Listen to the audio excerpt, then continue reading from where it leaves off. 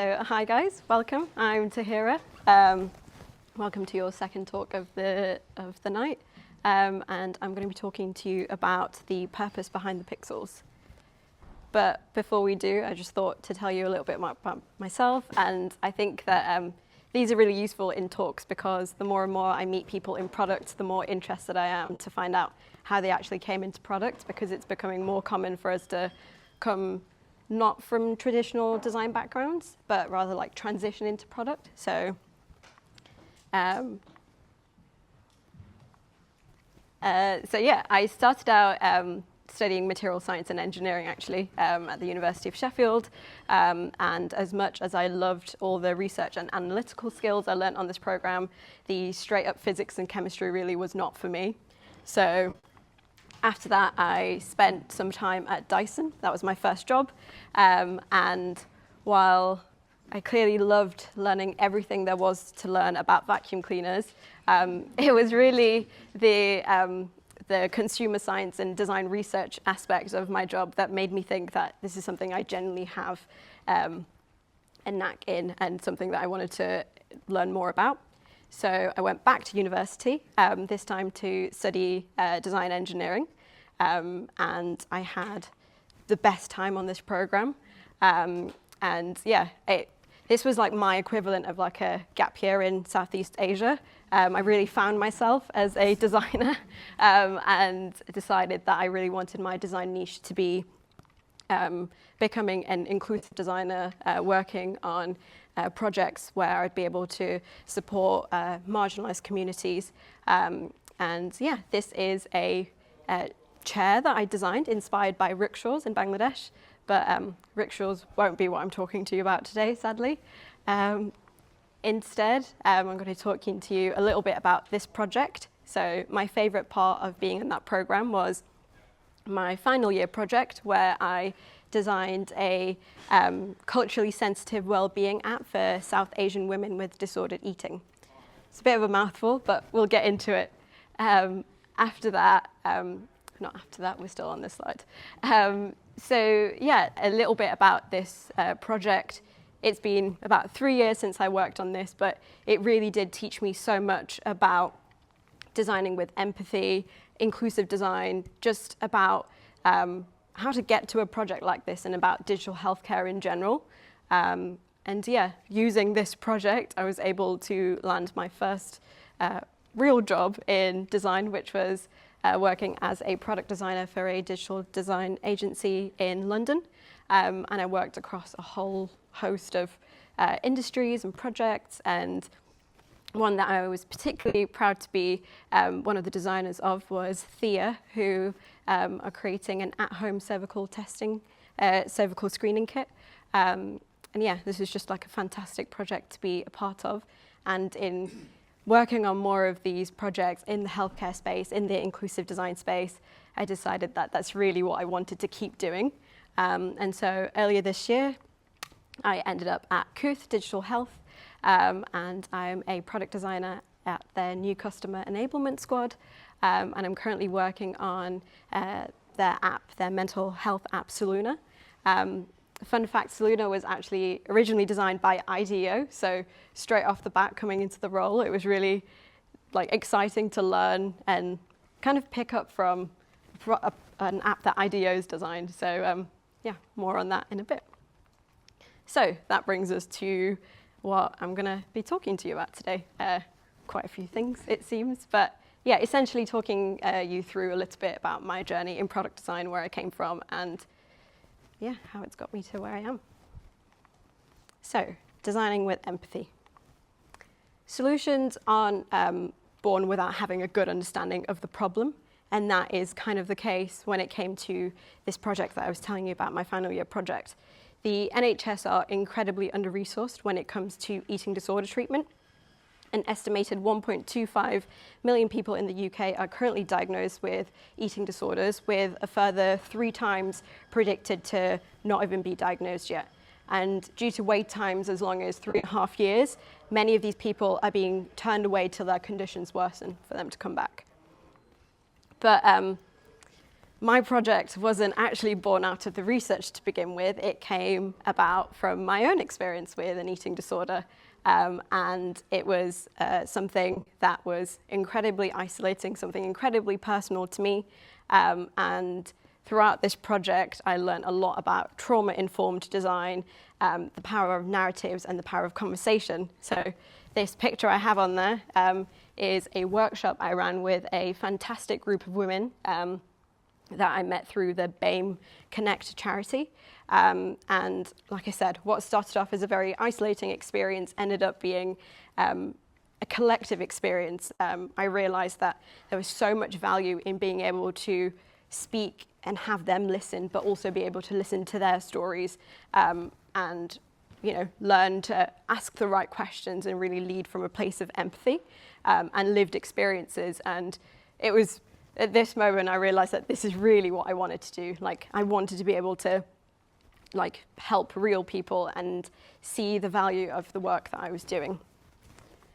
So I look back at these screens now and cry a little bit inside, because I have a whole host of UI UX thoughts, as I'm sure you all do while looking at that, but that's kind of besides the point. The point is that every single one of these screens, when I was designing them at the time, 3 years ago, they were informed by real insight, primary research, secondary research, talking to real people, and getting validation from some of these fantastic women that I was talking about. And yeah, really ultimately going back to this idea of filling this gap in the NHS, in the digital health sector. And yeah, so that's a little bit about that project I worked on. Next up, beauty, function, and best practice. And this kind of really brings me to my excitement to work in product. And so in the early stages of my career, this is kind of all it was for me. This is what I was very much striving towards. When I first started out as a junior designer, I just was obsessed with wanting to hone my skills, like best practice, rule of 8, white space, all of these things, typography, visual hierarchy. I was just so obsessed with wanting to know all of the good design principles. And I think this particular piece of work, I've probably spent too much time on it, just perfecting every screen.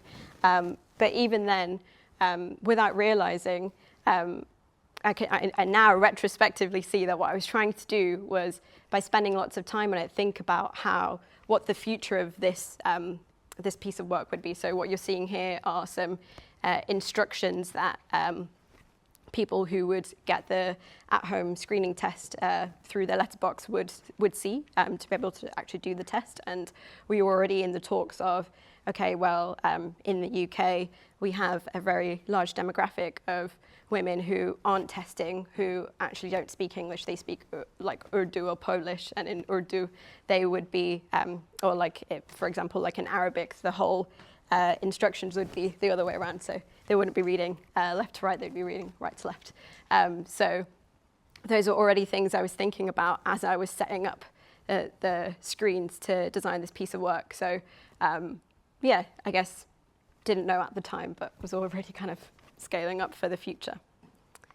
Some more slides about design. Again, talking about how I was really obsessed with making sure I learnt about consistency in design, hierarchy in design, and the power of white space to be able to create these clean, easy to use experiences.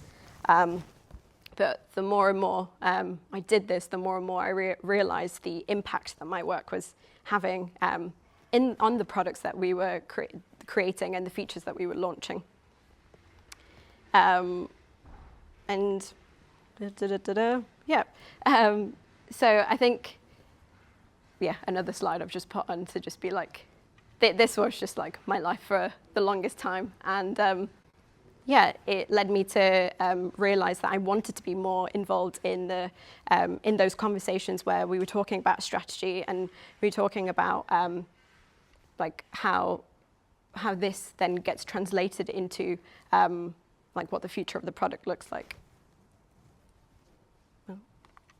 And then, yeah, so this screen I've just put up as one of my first attempts to start engaging in conversation with the product manager and the product lead, because the project that this was a part of, user research wasn't really something on their radar. It wasn't really something that was seen as a priority. But as we were working on these features, we had a group of internal stakeholders and we had a group of external stakeholders. And before we were putting out features, I suggested that we do a task-based user study just to try and see how some of these ideas that we were creating, some of these things that we were implementing, how they would test with some of our existing users who had knowledge about the systems that we were designing. And yeah, this visual was really useful to be able to show them how the different roles and their different proficiencies were able to complete the task, or I guess in some cases not be able to complete the task. And this really encouraged me to want to get more involved in those conversations. Which brings me to strategic design. So at Kooth, like I said, I work in the new customer enablement squad, where I engage with teams sort of across the business to make sure that the designs align with both the user needs and the business objectives. And yeah, stakeholders, in many cases I've found, often have a limited understanding of what design can achieve beyond aesthetics. And it's not uncommon for them to think of design as like just a visual layer or making things look pretty. But this is where getting in the room is really important and it's really critical.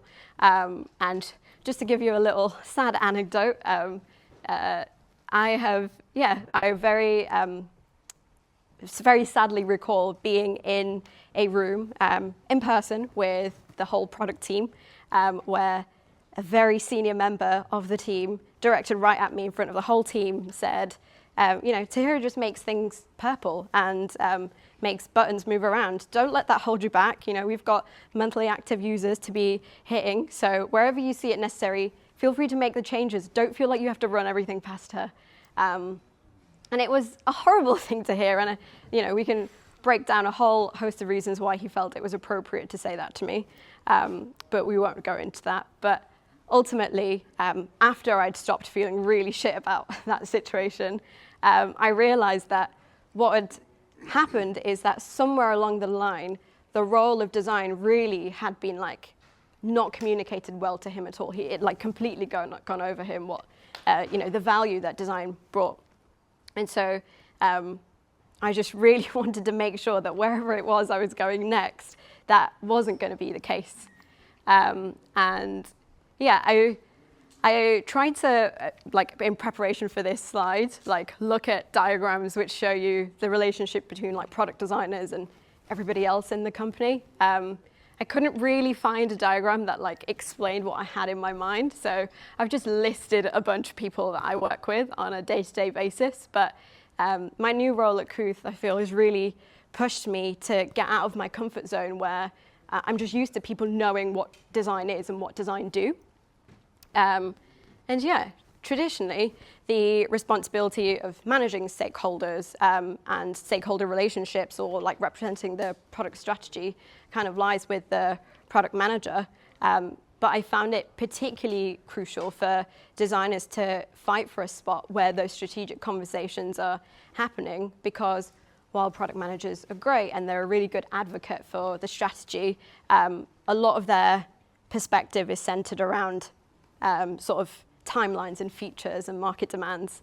And designers really do bring a unique lens and a unique perspective to the conversation, where if you are not in the room, then maybe conversations about the future impact of a product, or, okay, we've cut scope, but a designer wasn't in the room, so the designer wasn't able to tell you that actually by cutting this bit, you have affected how this product is able to scale. And so it's really important to make sure that the user voice, that the designer voice is in that room. And of course, the wonderful Dami's just talked about it to us. But another really crucial reason to be in those rooms when we're talking is to be able to be a champion of a data-driven approach to design. So talking about how we can push to get some designs that are trackable, that are measurable, and not just for the sake of it, but also so that it means it's less work for us. If we are designing in a smart way, we're designing in a way where we're tracking things, we're measuring things, in the long term, again, we're creating a product that's more scalable, more flexible. So, advocating for design. Before I carry on, I was just going to ask a question to the room. What are some design misconceptions you've heard about design as a role, about designers, or just design as a practice? Just color it in. Yeah? It's like putting lipstick on a pig. Yeah? Yep, definitely heard that one. Yeah, I mean, pardon? We make things more complex. Yep, heard that one before, loads. But yeah, I guess stakeholders or sometimes our colleagues or people that we work with unintentionally maybe overlook the role of design. And maybe it's because they don't understand it. And I've read that, this isn't maybe out of lack of respect, though evidently it sometimes is, but rather a lack of awareness because people see design as the final step or a finishing touch or, just making things pretty or putting lipstick on a pig rather than an integral part of product development. People don't really see of design being like there at the beginning and there in the middle and there at the end and kind of the whole way around. So ultimately, in our roles, if we feel empowered to do so, it's our job to be able to shift that perspective from design being a nice to have to turning it into a must have. And to do that is really important to be in those rooms. So how do we do that? Well, I call this, what's everybody else doing?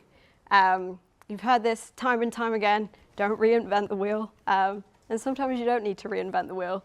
And it's because there are examples of people who are doing things really well. And by that, we don't just mean that we copy, but there's lots to be learned from what other designers, what other products are doing, not necessarily just in your industry, but in other industries. So a few examples of this. For example, personalization. Streaming services like Netflix and Spotify, they are doing major bits in personalization. And if there are elements of personalization or customization that you want to add in your product, these platforms are really good to look at to just see what is driving their decisions or what is driving their intent to be able to put in certain features. Obviously money, but that's also a valid reason. I guess banking apps, fintech, they're really good if you want to look at how to incorporate trust and transparency. Strava, Fitbit, they're really good at doing gamification, but not just digital products. Real life examples are also fantastic if you want to be looking at how to communicate things. I guess ultimately it's about coming down to those like foundational design principles, the things that we want, transparency, accessibility, ease of communication. Examples of this are all around, not just in physical products or in digital products, but anything in between. So don't be afraid to use that as a way to make your case. This person or this product or this service is making big leaps, big strides with their strategy to do X, Y, and Z. And we can start to incorporate some of that into our products as well. And finally, making friends. So, how many of you guys have read this book, How to Win Friends and Influence People? A few people. For everybody else that hasn't read it, don't worry. I haven't read it either. But I think I generally know the gist of it from looking at the cover. And that's kind of what I want to talk about, which is a big part of my success in my current role has really come from building strong working relationships with my product manager and my tech lead. And by collaborating very closely with them, sometimes painstakingly in a lot of calls all day, every day, it's really meant that we've been able to identify opportunities and prioritize work effectively. And this lovely little diagram isn't to say that it's all, blue skies, we're all just the best of friends, because more often than not, we are butting heads. My engineer seems to think most things I suggest is a nice to have. And yeah, so recently he'd come up with a new prioritization technique where he had a nice to have, a must have, and then a secret third category that he didn't tell me about. So when I was talking, I was like, yeah, this is like a nice to have. But the secret third category he had was a fast follow, which I didn't know about. But then when we were talking, I said, well, you didn't tell me about that one. So if there's a fast follow category, I'll have that one instead of the nice to have. It means I can get it before. But yeah, those chances to have those conversations are really important. And having a good working relationship means that your networks within the company kind of become your greatest assets, because if somebody knows you, if they trust you, then they will back you up. They will advocate for you when you are making your case, you are trying to get something across the line. And making friends, winning friends, and influencing people isn't just some kind of like self-help cliche. It really is impactful in being able to drive design decisions. So to summarize, let's try and shift from not only being good at aesthetics, because we're all really good at that, but also being advocates for design. Where possible, trying to get in those rooms, get into those strategic conversations, and ultimately making friends. That's it.